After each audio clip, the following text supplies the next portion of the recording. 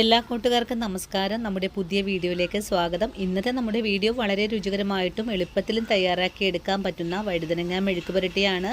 വഴുതനങ്ങ മെഴുക്ക് പുരട്ടി തയ്യാറാക്കി എടുക്കുമ്പോൾ കുഴഞ്ഞു പോകുന്നു എന്ന് പറയുന്ന കൂട്ടുകാർക്ക് ഈ ഒരു വീഡിയോ വളരെ തന്നെ ഉപകാരപ്രദമായിരിക്കും. 5 മിനിറ്റ് കൊണ്ട് തയ്യാറാക്കി എടുക്കാൻ പറ്റുന്നതും ആർക്കും ഇഷ്ടപ്പെടുന്ന രീതിയിൽ കഴിക്കാൻ പറ്റുന്നതുമായ വഴുതനങ്ങ മെഴുക്ക് പുരട്ടി ഇനിയിപ്പോൾ എല്ലാവർക്കും വളരെ ഈസി ആയിട്ട് തന്നെ ഉണ്ടാക്കിയെടുക്കാൻ പറ്റുന്നതാണ്. വീഡിയോ കാണുമ്പോൾ നിങ്ങൾക്ക് ഇഷ്ടപ്പെടുവാണെങ്കിൽ നിങ്ങളുടെ വിലയേറെ ലൈക്കുകൾ തരാൻ മറക്കല്ലേ കൂട്ടുകാരെ. അപ്പോൾ നമുക്കുടൻ തന്നെ നമ്മുടെ വീഡിയോ കണ്ടു നോക്കാം.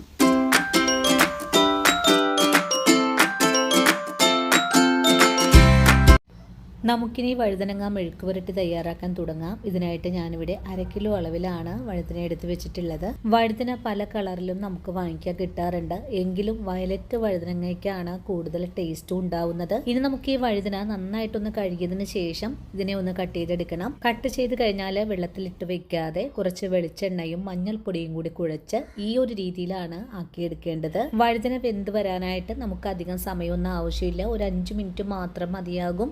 അതും വെള്ളത്തിലിട്ട് വെക്കുവാണെങ്കിൽ ഇതിലേക്ക് വെള്ളം ഇറങ്ങി നമ്മുടെ ഈ ഒരു കഷ്ണങ്ങളൊക്കെ വളരെ തന്നെ കുഴഞ്ഞു പോകാനൊക്കെ സാധ്യതയുണ്ട്. അതുകൊണ്ട് കഷ്ണങ്ങൾ അരിഞ്ഞ് ഒരിക്കലും നിങ്ങൾ വെള്ളത്തിലിട്ട് വെച്ചിട്ട് പാചകം ചെയ്യരുത്. ഇനി നമുക്ക് ഈ വഴുതന മെഴുക്ക് പുരട്ടി ഒരു തരി പോലും കുഴയാതെ എങ്ങനെയാണ് തയ്യാറാക്കി എടുക്കുന്നതെന്ന് നോക്കാം. മെഴുക്ക് പുരട്ടി തയ്യാറാക്കി എടുക്കാനായിട്ട് ഒരു ചീനച്ചട്ടി അടുപ്പിലേക്ക് വെച്ചിട്ടുണ്ട്. ഇനിയിപ്പോൾ ചട്ടി ഒന്ന് ചൂടായി വരട്ടെ. ചീനച്ചട്ടി ഇപ്പോൾ ചൂടായി വന്നിട്ടുണ്ട്. ഇനി നമുക്കിതിലേക്ക് വെളിച്ചെണ്ണ ഒഴിച്ചു കൊടുക്കാം. ഈ ഒരു മെഴുക്ക് പുരട്ടി തയ്യാറാക്കി എടുക്കാനായിട്ട് കുറച്ച് വെളിച്ചെണ്ണ കൂടുതലായിട്ട് ആവശ്യമുണ്ട്. ഞാനിപ്പോൾ ഒരു 2.5 സ്പൂൺ അളവിലാണ് വെളിച്ചെണ്ണ ഒഴിച്ചിട്ടുള്ളത്. ഈ ചൂടായ വെളിച്ചെണ്ണയിലേക്ക് 1/2 ടീസ്പൂൺ കടുക് ചേർക്കാം. കടുകിപ്പോൾ നല്ലപോലെ പൊട്ടി തുടങ്ങിയിട്ടുണ്ട്. കടുക് പൊട്ടിക്കഴിഞ്ഞാൽ പിന്നെ നമുക്കിതിലേക്ക് കുറച്ച് കറിവേപ്പില ചേർക്കാം. ഇനി നമുക്കിതിലേക്ക് കൊച്ചുള്ളിയാണ് ആവശ്യമായിട്ടുള്ളത്. ഞാനിവിടെ ഒരു 15 കൊച്ചുള്ളിയാണ് എടുത്തിട്ടുള്ളത്. കൊച്ചുള്ളിയുടെ ഇതിലേക്ക് ചേർക്കാം. ഇനി ഇതൊന്ന് വഴറ്റിയെടുക്കാം. നിങ്ങളുടെ കൈവശം കൊച്ചുള്ളി ഇല്ലെങ്കിൽ വലിയ ഉള്ളി എടുത്താലും കുഴപ്പമൊന്നുമില്ല. പുരട്ടിക്ക് ടേസ്റ്റ് കൂട്ടി തരുന്നത് കൊച്ചുള്ളി തന്നെയാണ്. ഇനി എരിവിനായിട്ടുള്ള പച്ചമുളക് കൂടി ചേർത്ത് വീണ്ടും നമുക്ക് നല്ല പോലെ ഇളക്കി ഒന്ന് മുരിയിച്ചെടുക്കാം. അങ്ങനെ വളരെ എളുപ്പത്തിൽ തന്നെ നമ്മുടെ കൊച്ചുള്ളി ഈ ഒരു രീതിയിലേക്കൊന്ന് വഴണ്ട് വന്നിട്ടുണ്ട്. ഇനി നമുക്കിതിലേക്ക് കുറച്ച് പൊടികൾ ചേർക്കാം. ആദ്യമായിട്ട് ചേർക്കുന്നത് 1/4 ടീസ്പൂൺ അളവിലെ കുരുമുളക് പൊടിയാണ്. ഇതിൻ്റെ കൂടെ തന്നെ നമുക്ക് 2 ടീസ്പൂൺ ചതച്ച മുളക് കൂടെ ആവശ്യമായിട്ടുണ്ട്. അധികം എരിവിൻ്റെ ഒന്നും ആവശ്യമില്ല. നിങ്ങൾക്ക് കുറച്ച് മുളക് പൊടി ചേർക്കാൻ താല്പര്യമാണെങ്കിൽ മുളക് പൊടി ചേർക്കാവുന്നതാണ്. അപ്പോൾ ചതച്ച മുളക് ഇല്ലെങ്കിലും മുളക് പൊടി ചേർത്ത് തയ്യാറാക്കാൻ പറ്റുന്നതാണ്. ഇനി നമുക്കിതെല്ലാം കൂട്ടി യോജിപ്പിച്ച് ഇളക്കി കൊടുക്കാം. നമ്മൾ മഞ്ഞൾപ്പൊടി ചേർത്ത് വഴുതന ഉഴച്ച് വെച്ചിട്ടുള്ളത് കൊണ്ടിട്ട് പിന്നെ ഇതിലേക്ക് ഇനി മഞ്ഞൾപ്പൊടിയുടെ ആവശ്യമില്ല കേട്ടോ.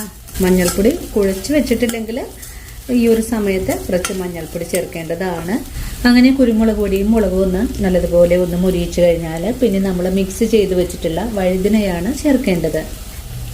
വഴുതനങ്ങ കഷ്ണങ്ങൾ ചേർക്കുവാണ്. കഷ്ണങ്ങൾ കട്ട് ചെയ്തെടുക്കുമ്പോൾ അല്പം വലിപ്പമായിട്ട് വേണം കേട്ടോ കട്ട് ചെയ്തെടുക്കാനായിട്ട്.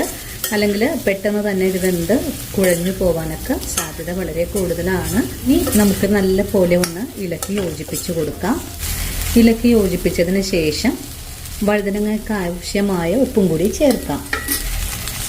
ഉപ്പ് ചേർക്കാം. ഒന്നുകൂടി ഇളക്കി യോജിപ്പിച്ച് കൊടുക്കാം. ഒരു 3 മിനിറ്റ് നേരത്തേക്ക് വഴുതനങ്ങ കഷ്ണങ്ങളൊന്ന് മൂടി വെച്ച് വേണം വേവിച്ചെടുക്കാനായിട്ട്. അപ്പോഴേക്കും ഇതിൻ്റെ തോലൊക്കെ ഒന്ന് വാടി മാംസങ്ങളൊക്കെ ഒന്ന് വെന്ത് വരും. നമുക്ക് ഇതിലേക്ക് വെള്ളം ഒഴിച്ചു കൊടുക്കേണ്ട ആവശ്യമൊന്നും തന്നെ ഇല്ല. മൂടി വെച്ച് കൊടുക്കുവാണ്. ഇനി ഒരു 3 മിനിറ്റ് നേരം ഇതുപോലെ ഒന്ന് വെന്ത് വരട്ടെ. ഇടയ്ക്കിടയ്ക്ക് മൂടി തുറന്ന് നല്ലതുപോലെ അടിച്ചേർത്ത് ഇളക്കി കൊടുക്കണം. അല്ലെങ്കിൽ കഷ്ണങ്ങൾ അടിയിൽ പിടിക്കാനൊക്കെ സാധ്യത കൂടുതലാണ്. അങ്ങനെ നമ്മുടെ വഴുതന മൂടി വെച്ചിട്ട് 1 മിനിറ്റൊക്കെ ഒന്ന് കഴിഞ്ഞിട്ടുണ്ട്. മൂടി തുറന്നിട്ട് ഒന്ന് അടിച്ചേർത്ത് ഇളക്കി കൊടുക്കാം. ഇളക്കി കൊടുക്കുമ്പോൾ അധികം ഒന്നും കുത്തി ഇളക്കി ഇതൊന്ന് കുഴഞ്ഞു പോകാത്ത രീതിയിൽ വേണം നമുക്കൊന്ന് ഇളക്കി കൊടുക്കാനായിട്ടും. ഈ ഒരു രീതിയിൽ മാത്രം ഇളക്കിയാൽ മതിയാകും. ഇപ്പോൾ നമ്മുടെ കഷ്ണങ്ങൾ ഒന്ന് വെന്തിട്ടുണ്ട്. ഒന്നുകൂടെ മൂടി വെച്ച് വേവിച്ച് വരുമ്പോഴേക്കും നമ്മുടെ കഷ്ണങ്ങളെല്ലാം തന്നെയും വെന്ത് കിട്ടും. വീണ്ടും ഇതുപോലെ ഒന്ന് നിരത്തിയിട്ട് കൊടുത്തതിന് ശേഷം ഒന്നുകൂടെ മൂടി വെച്ച് തന്നെ വേവിച്ചെടുക്കാം. നമുക്ക് ഈ ഒരു മെഴുക്ക് പുരട്ടി തയ്യാറാക്കി എടുക്കാനായിട്ട് ഒരു 5 മിനിറ്റ് മാത്രമേ ആവശ്യമുള്ളൂ. അങ്ങനെ നമ്മുടെ മെഴുക്ക് പുരട്ടി തയ്യാറാക്കാൻ തുടങ്ങിയിട്ട് ഒരു 5 മിനിറ്റൊക്കെ ആയിട്ടുണ്ട്. ഇപ്പോൾ ഒന്നുകൂടെ നമുക്ക് കഷ്ണങ്ങൾ ഇളക്കി ഒന്ന് യോജിപ്പിച്ച് കൊടുക്കാം. ഒരു തരി പോലും കുഴയാതെ നമ്മുടെ വഴുതന കഷ്ണങ്ങളൊക്കെ വെന്ത് വാടിയൊക്കെ കിട്ടിയിട്ടുണ്ട്. നമുക്കിനി അധികം ഒന്നും ഇളക്കി കുഴച്ചെടുക്കേണ്ട ആവശ്യവും ഇല്ല. ഇനി നമുക്ക് ഫ്ലെയിം ഓഫ് ചെയ്ത് കൊടുത്തിട്ട് ഒരു സെർവിങ് ബൗളിലേക്ക് കൊടുക്കാം.